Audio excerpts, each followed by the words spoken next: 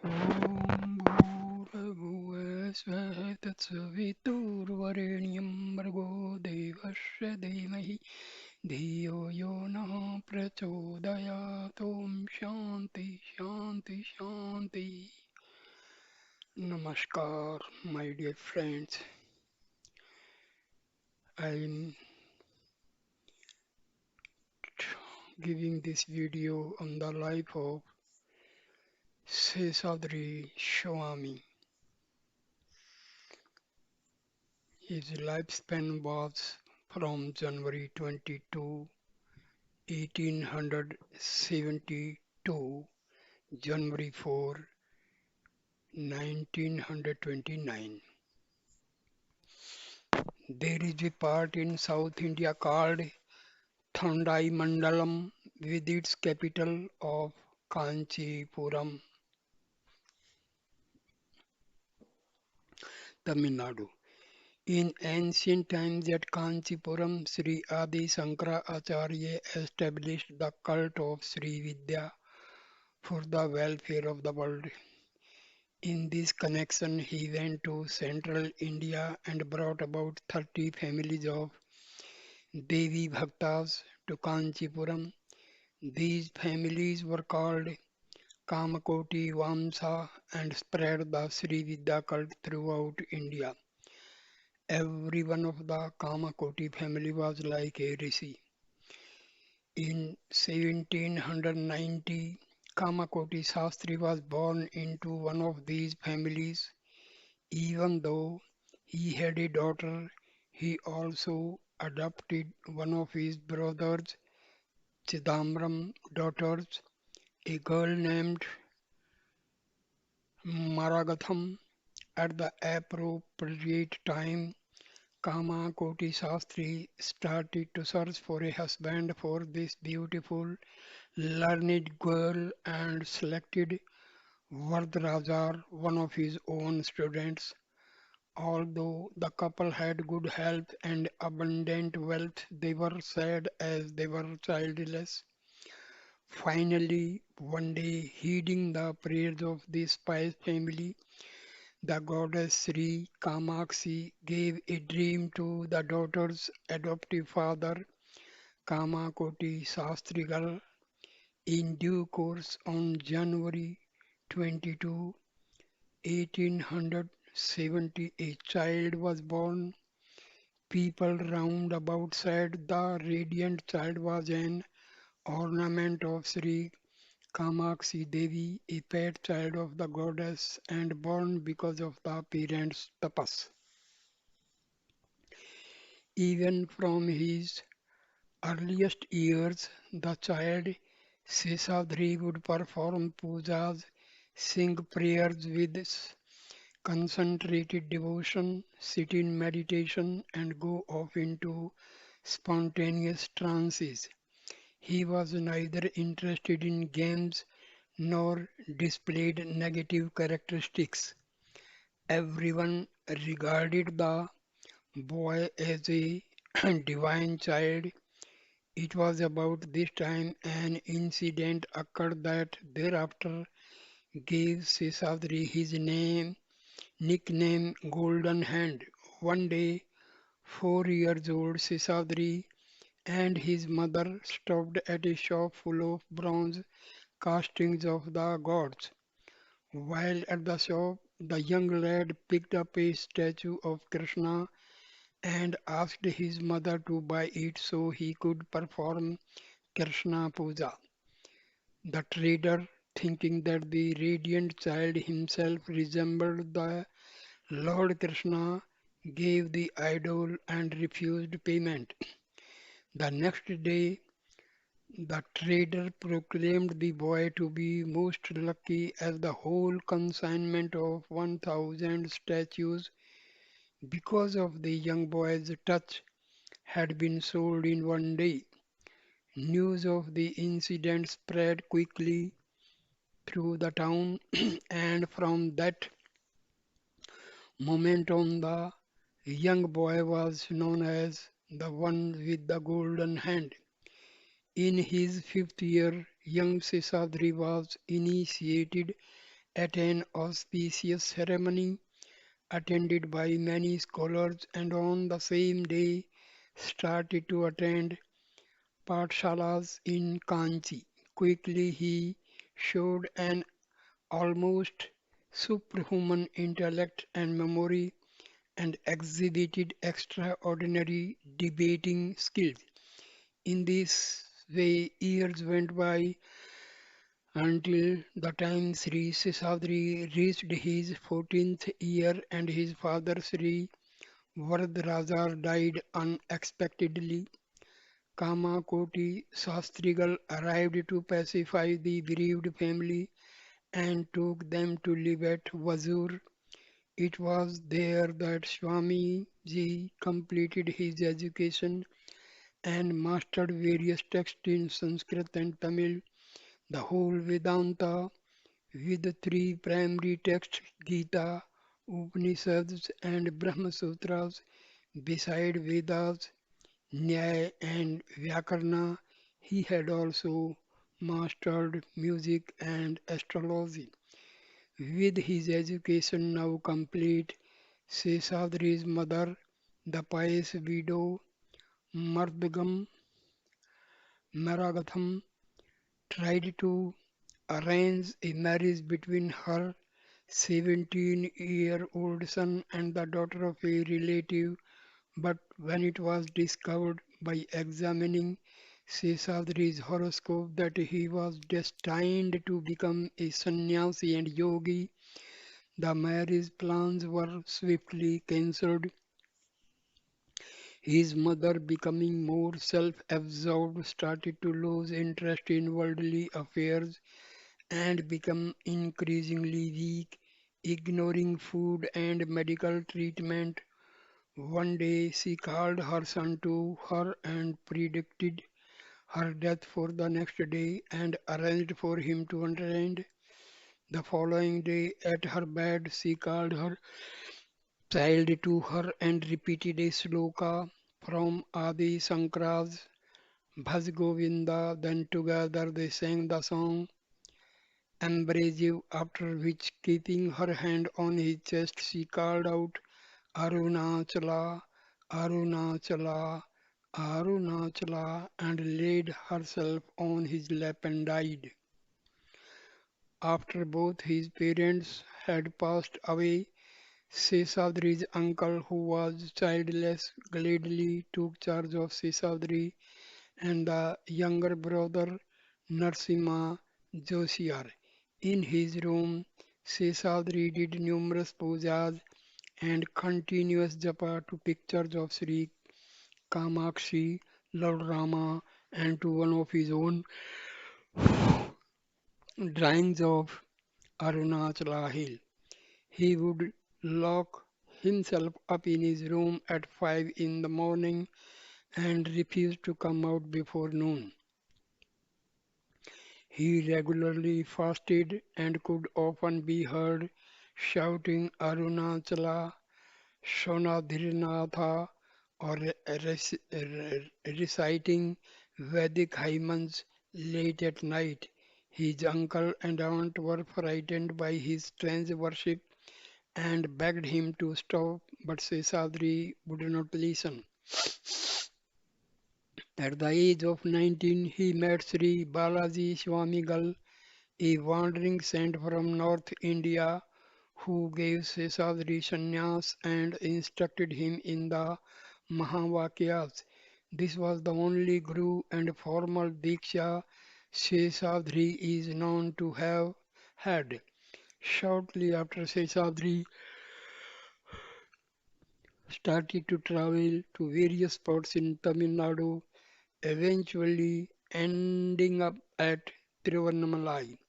He arrived at Arunachala at the age of 19 old and did not leave for the next 40 years till 1929, the year he attained Mahasamadhi. When he first arrived at Arunachala, his uncle and brother Narsimha Josiyar came to see him. Both were overwhelmed with grief on seeing him in rags with matted hair and a thin, dirty body. They entreated him to return home immediately, but Swamiji refused to leave. Seshadhari Swamigal would meditate at Drupadi Amman Koil and Isanya Mutt and in the corridor surrounding the inner sanctorum at the Durgai Amman temple, and he would also do tapas at Kambathu, Illaniyar, Pathalalingam and Arunachala Yogeshwarar Mahamandapam. He did not do tapas on the top of the mountain and instead would go into the slopes of Arunachala to pray. He often talked about the unique aspects of the Arunachala Kshetra. He wrote, he would say, "This is the place where Swami and Ambal invite all and confer liberation." And Lord Krishna, leaving aside his Sudarshana Chakra, that is wheel, is playing on his flute. On hearing it, Lord Shiva, who is inside the mountain, comes out and dances.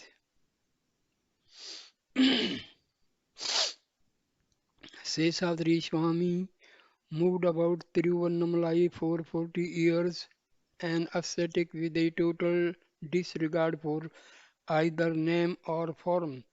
He had no home, dependence, property, or any fixed habit or system. He would often conduct himself like a madman and roam around in the heat of the day and stare up at the hot midday sun and at night rest in some nook or deserted hall. He would be delighted when it rained and play in the stream on the street.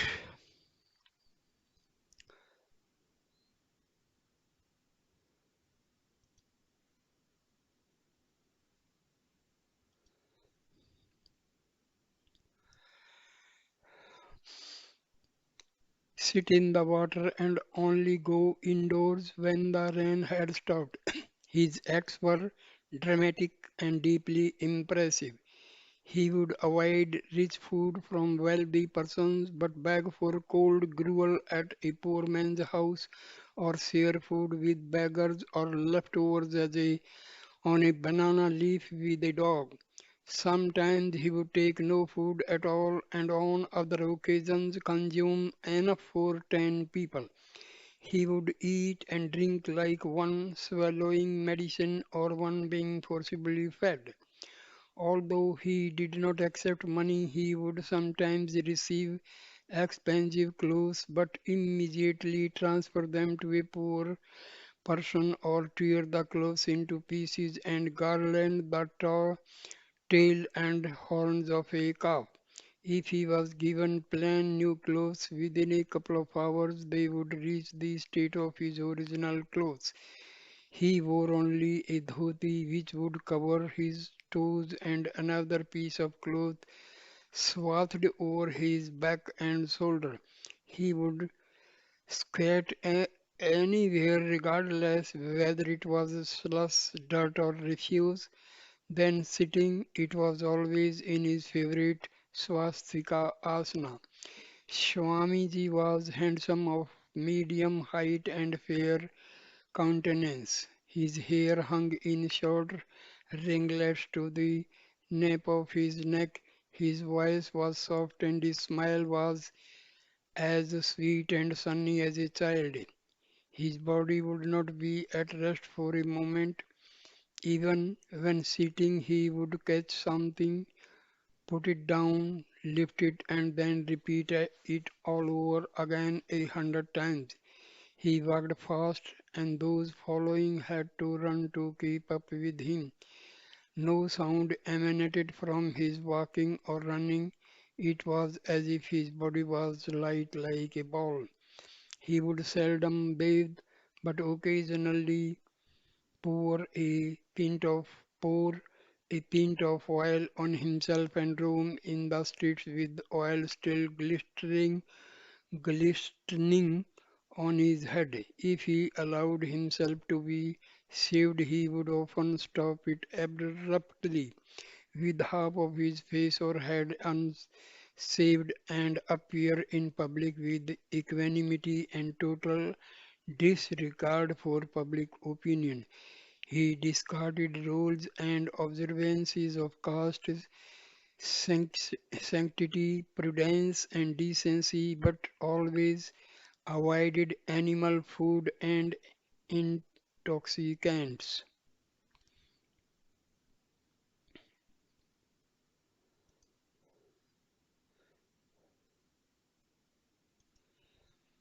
He loved music, delighting his devotee with songs. If one asked, he would break forth into melodious song, often drumming rhythms on nearby surfaces.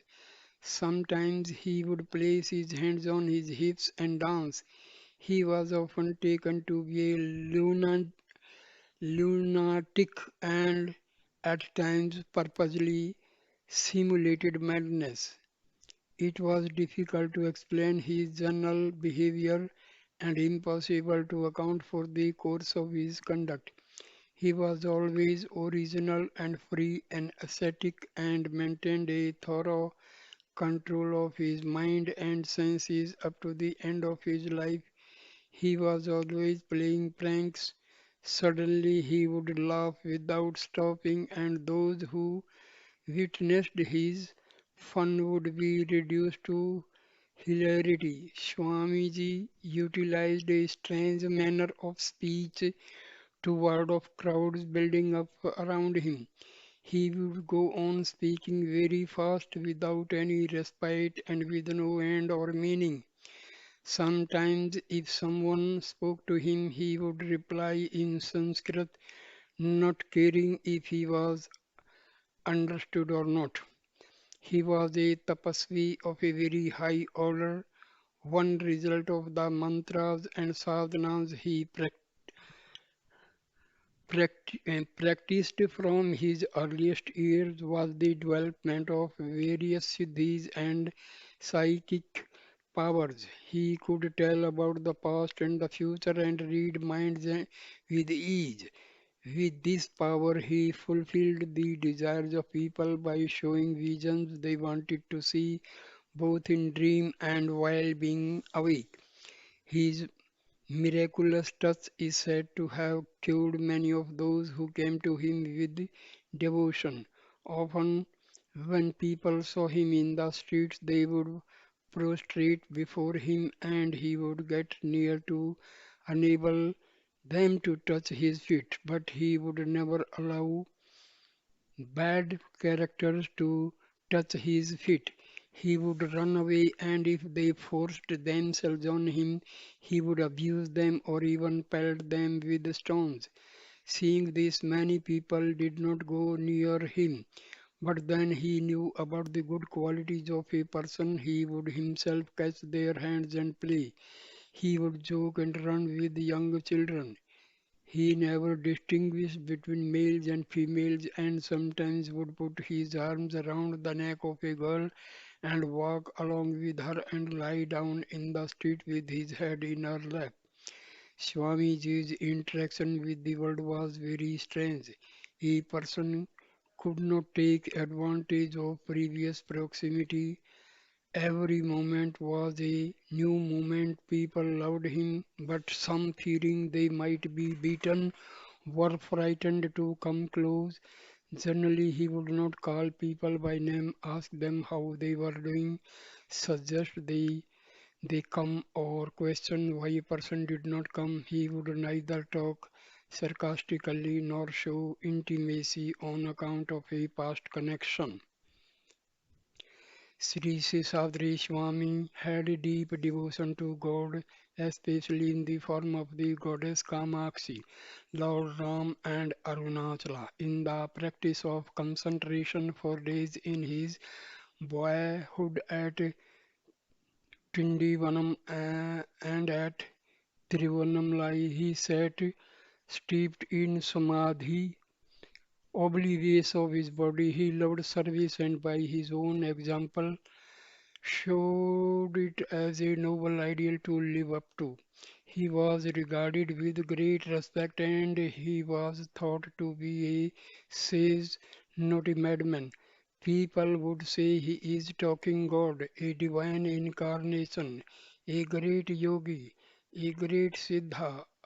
Others would say there were three lingas in Tiruvannamalai, one Lord Arunachala, another Ramana Maharshi, and the third Seshadhari Swamigal. Seshadhari Swamigal and Ramana Maharshi Seshadhari actually arrived at Arunachala 6 years earlier than Ramana were contemporaries. It was Seshadhari who found Ramana in the Patala Linga at Arunachala temple, protecting him from urchins and bringing him to the notice of the world. Locals used to call Seshadri Mother Parvati and Sri Ramana Sakanda Lord Subramanya. Sometimes Sri Seshadri Swamigal, the older by 10 years, would be called Elder Seshadri Anna and Sri Ramana Younger Seshadri Thambi. One time a devotee told Sri Ramana that everyone called Seshadri a madman. Ramana smilingly replied that there were three madmen in Arunachala. One was Seshadri, the second was Arunachaleswar, and the third was himself. Sri Ramana said of Swamiji, Sri Seshadri does not allow people to come near him. Here are all coming. Throughout his life and teaching, Sri Seshadri continuously emphasized the glory of Arunachala. This is a Shivalingam. It is enough to worship this. One can become spiritually enlightened and attain liberation. And illustrating the similarity of the Unnamlai temple to Arunachala, he said to those wasting their time discussing worldly affairs and neglecting God, he spreads his shop in the morning, closes it at night. He does not see Lord Arunachaleswara. What is the use? Visit the temple, visit the temple, visit the temple.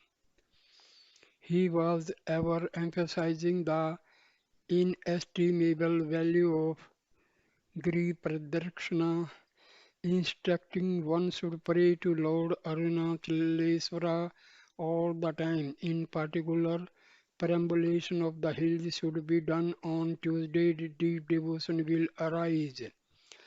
Having lived at Arunachala continuously for 40 years and helping all kinds of people, Sri Seshadri decided to finally shed his body one day in 1928 during the month of Kartigai. He asked a devotee, shall I build a new house and go away? Meaning, I have completed my task, shall I now depart? At first, the devotee thought the question a prank, but finally, after many days and constant repetition of the question, she answered that he should construct a new house and practice yoga. Sri Seshadri accepted Subbalakshmi's words as a representative of Parashakti's approval and satisfied, he replied, yes, yes, it shall be done. Someday, some days later, his devotees who wanted to photograph him gave him an oil bath and then bathed, dressed and scented, garlanded and photographed him. Immediately, Seshadri caught a fever for 40 days. His condition worsened, and on the 41st day, he found the strength to visit Arunachaleswar one last time. On returning from the temple, he sat down in a puddle of water and refused to change his wet clothes when he got back to the house. Within days, on January 4, 1929, Sri Seshadri Swamigal left his body and Tiruvannamalai was engulfed in sorrow. Engulfed in sorrow. After preparation, his body was brought out in procession, which is said to have been so splendid that the entire stock of camphor in the shops of Tiruvannamalai was exhausted, and all incoming buses were full and overcrowded. The streets were jammed with the devotees, and the night seemed like a bright day as it was so brilliantly illuminated by the burning camphor.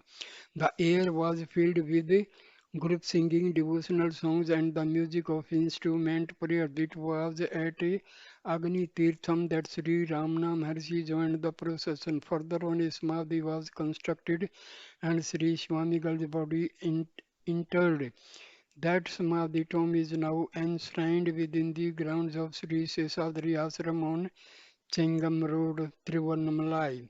Although Sri Seshadri Swamigal has said his mortal coil, he is ever present, helping, blessing, and guiding his devotees to everlasting bliss. His own search brought him to Arunachala, and it is said to the sacred hill that Swamigal tells all to look to fulfill life's highest goal.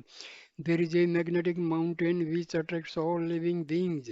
The moment one thinks of it, it controls the action of the beings who think of it and attracts them towards itself. Not only it attracts to itself, but makes them motionless. How wondrous is the power of this magnetic mountain which takes such sacrifices. Oh, Jivas attain liberation by realizing the nature of Arunagiri, Aruna Yogi Vidyate. Satsang, the sloka of Sri Adi Sankara, Satsangatve Bhajan Govind made the company of the good lead one in time to solitude and thence to emancipation. By repeating the word Arunachala three times on her deathbed, Seshadri Swamigal's mother was indicating the sacredness of Arunachala and how merely by thinking of it one may attain ultimate bliss.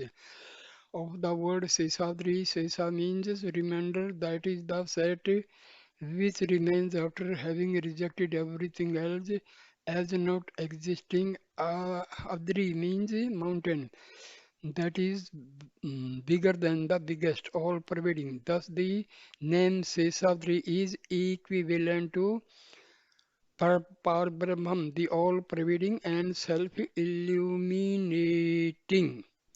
So, here ends the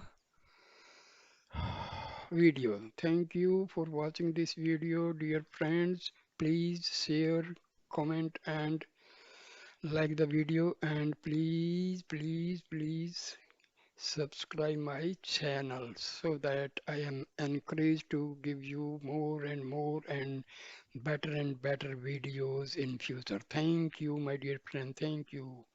Namaskar, namaskar, namaskar.